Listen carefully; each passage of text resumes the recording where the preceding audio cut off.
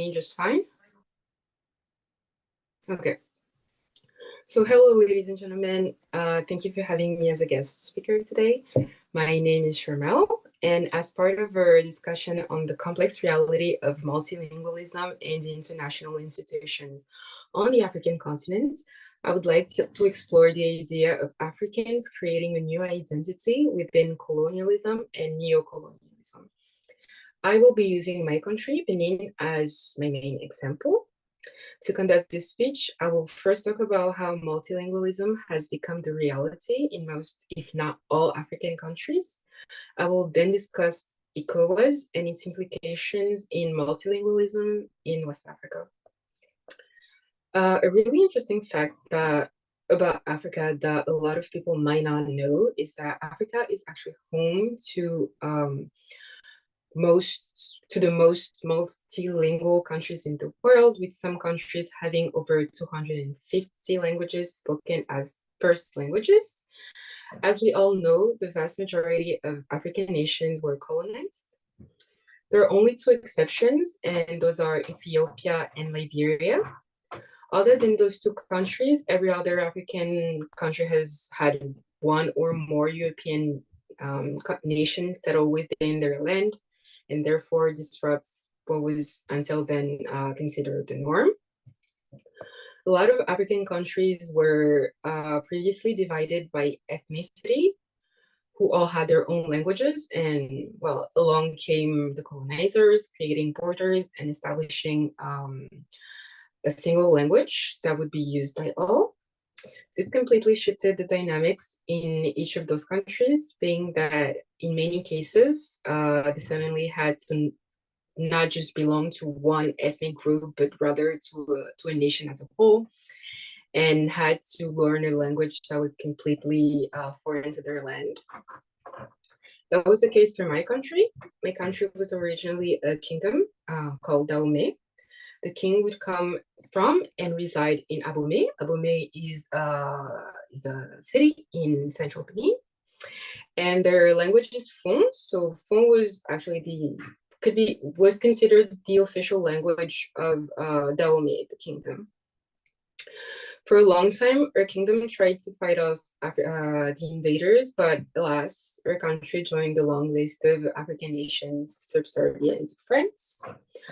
Although Africans from countries colonized by France were never actually French citizens, they had to speak French in every important and formal setting, such as school, hospitals, administrations, and most TV programs were in French. Thankfully, unlike in more brutal cases of occupation, such as the Korean occupation by Japan, Beninese people did not have to stop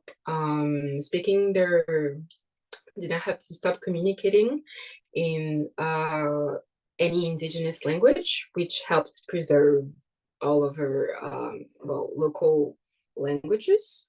That being said, it is worth mentioning that up until the 90s, kids were prohibited to speak any indigenous language at school, or else they would be punished by being forced to wear some sort of dog collar. The goal was obviously to humiliate them.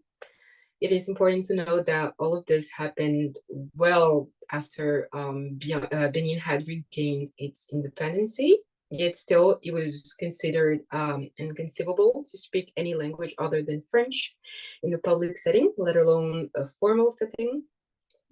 And children had to be taught that from a very young age. There are 21 African countries with French as their official language. However, the numbers might raise a question of legitimacy. Let's start with Benin. Although our official language is French, only 35% of the population actually speaks French, and most of them reside in the south. Having lived in other African countries myself, such as the DRC, Niger, Chad, Sudan, and Senegal, I have witnessed this phenomenon in varying degrees, of course, in all of those countries. In the DRC, for example, only 23% of the population speaks French. In Niger, that is 20%, and in Chad, it's a whopping 10%. Senegal seems to be the exception, as unlike the countries I have mentioned, Wolof, the national language, is spoken by 80% of the population and is used in many official settings, such as, well, politics and other official meetings. Speaking of official meetings, I would now like to talk about international institutions present on the African continent. Being West African, the institution that is most relevant to me would be ECOWAS. ECOWAS is the Economic Community of West African States. The union comprises 15 countries with a collective area of 5,114,162 square kilometers and a population of 387 million people. Among these countries, there are 3 official languages: French, English, and Portuguese. A fun fact that not many people know is that before ECOWAS was created, there was AOF, which stands for Afrique Occidentale Française, which included the same countries minus the non-French speaking ones. One of the challenges facing ECOWAS is the long disconnects between Francophone and Anglophone countries, and bridging that gap is not an easy task as it is a direct consequence of our colonial days.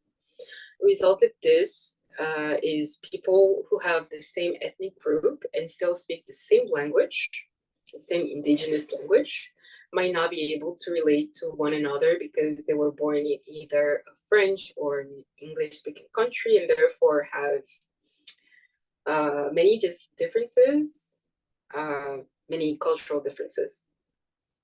Something I find rather saddening about the meetings that are held in ECOWAS and about ECOWAS in general is that despite the linguistic wealth presence within our community, the only languages ever used are colonial languages. So I had prepared a video to show you guys, but I think we won't have enough time. So Danielle will gladly direct you to the video. So to conclude, I would say that colonialism and the languages it has brought to Africa have forever changed the continent and its very inhabitants. Let's talk about West Africa one last time. In countries such as Nigeria and Cote d'Ivoire, many more, certain patois mixing colonial languages and indigenous languages have been used for decades now. In Cote d'Ivoire, there is a very famous indigenous language called Nushi. And in Nigeria, there's one called Pidgin. In Benin, even though we didn't create a whole new patois, we have phrases and sayings in French that would make absolutely no sense to anybody who hasn't lived in Benin, even people from our neighboring countries. And once again, to conclude, I would like to say that multilingualism is an undeniable and a necessary part of Africa. It is just a shame that international institutions and officials seem to think that not every language is equal. Thank you very much.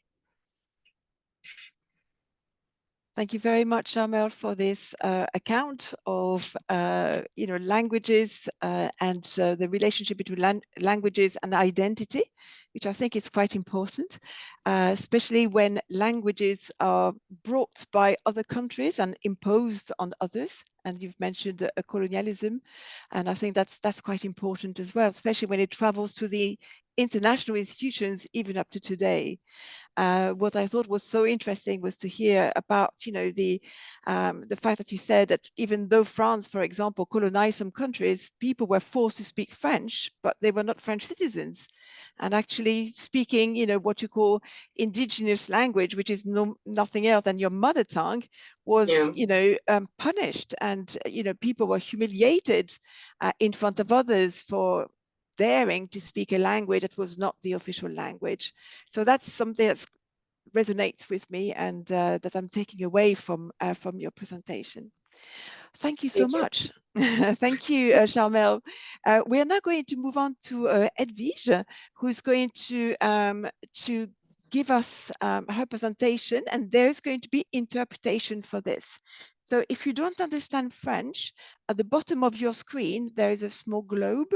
You can click on it and you will hear Elsa interpreting Edwige from French into English. So I want to thank Elsa.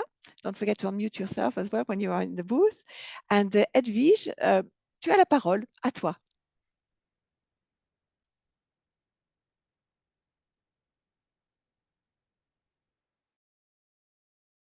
Ton micro, il faut peut-être allumer ton micro. Ah, ok, c'est bon. Merci beaucoup. Merci, Daniel.